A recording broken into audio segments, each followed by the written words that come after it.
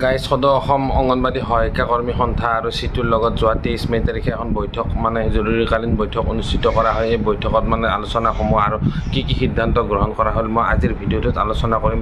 তো ভিডিঅ'টো স্কিপ নকৰাকৈ আপোনালোকে শেষলৈকে চাই থাকিব। চেনেলত যদি নতুনকৈ আহিছে চেনেলটো ছাবস্ক্ৰাইব কৰি ল'ব আৰু ভিডিঅ'সমূহ শ্বেয়াৰ কৰিব যাতে সকলো ৰাইজে কথাখিনি গম পায়। তো বলক আজি ভিডিঅ'টো আৰম্ভ কৰোঁ।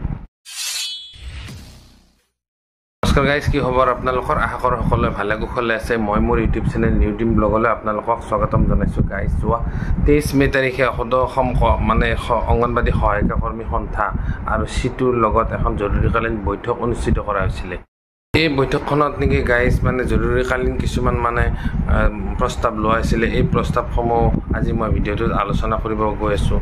এই অংগনবাড়ী সহায়িকা কৰ্মীসকলে দৰমহা বৃদ্ধিৰ ক্ষেত্ৰত কোনো ধৰণৰ চৰকাৰে ব্যৱস্থা কৰা হোৱা নাই বাবে এই চিটুৰ লগত এই অংগনবাড়ী সহায়িকা কৰ্মী সন্থাৰ জৰুৰীকালীন বৈঠকখন অনুষ্ঠিত কৰা হৈ গ'ল।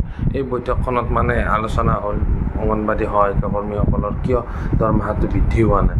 বাকী সকলোৰ আপোনালোকে গমে পায়, কিছুদিন আগত শিক্ষকৰ নিয়মীয়াকৰণৰ কথাটো আহিছিলে, ঘোষণা কৰিছিলে শিক্ষামন্ত্ৰী মহোদয়ে, প্ৰধান শিক্ষকৰ পদৰ কথা কৈছে আৰু লগতে তাৰে আগত কেইদিনমান আগত টিউটৰসকলক নিয়মীয়াকৰণ কৰিলে। সকলো দল সংগঠনৰ লগতে আলোচনা কৰে, কিন্তু অংগনবাড়ী কৰ্মী সহায়িকা সন্থালৈ কোনো ধৰণৰ আলোচনাত মিলিত নহয়। তেওঁলোকক সময় দিবৰ চৰকাৰৰ আহৰি নাপায়। এতিয়া কি হয়, অংগনবাড়ী সহায়িকা কৰ্মীসকলেও বহি থকা নাই।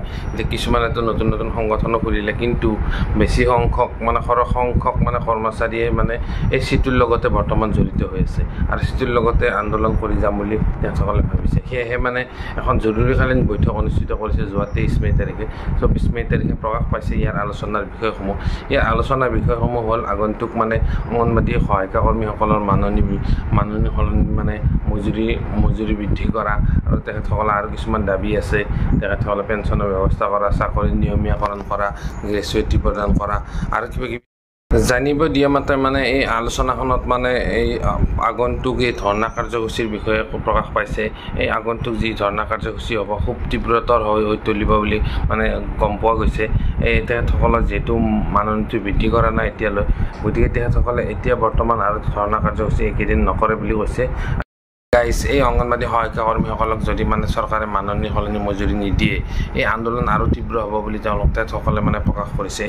এতিয়া বৰ্তমান তেখেতসকলে আন্দোলনটো স্থগিত ৰাখিছে, কাৰণ অহা 4 জুনত তেখেতসকলৰ এই ইলেকশ্যনৰ অসমৰ ৰিজাল্ট ঘোষণা হ'ব। সেইদিনা ফলাফল ঘোষণা হ'বৰ কাৰণে সেই দিনটোলৈ বাট চাই আছে। হয়তো চৰকাৰ বেলেগ হ'বও পাৰে বুলি তেখেতসকলে ভাবিছে।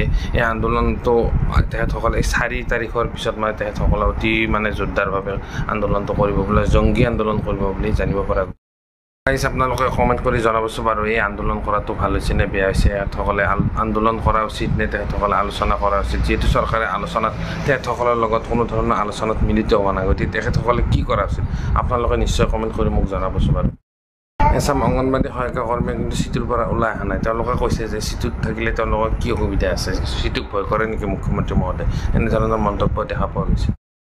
মোৰ এই ভিডিঅ'টো যদি আপোনালোকৰ ভাল লাগিছে, কিবা যদি ইনফৰমেশ্যন লাভ কৰা বুলি ভাবিছে, তেন্তে মোৰ ভিডিঅ'টো পাৰিলে আপোনালোকে লাইক কমেণ্ট কৰিব আৰু শ্বেয়াৰ কৰিবলৈ পাৰিব আৰু চাই থাকিব ভাল ভাল ভিডিঅ' মই আপোনালোকৰ মাজত লৈ আনিব চেষ্টা কৰিম। তো গাইজ আজিলৈ ভিডিঅ'টো ইমানতে সমাপ্ত কৰিছোঁ, গতিকে আজিলৈ বাই।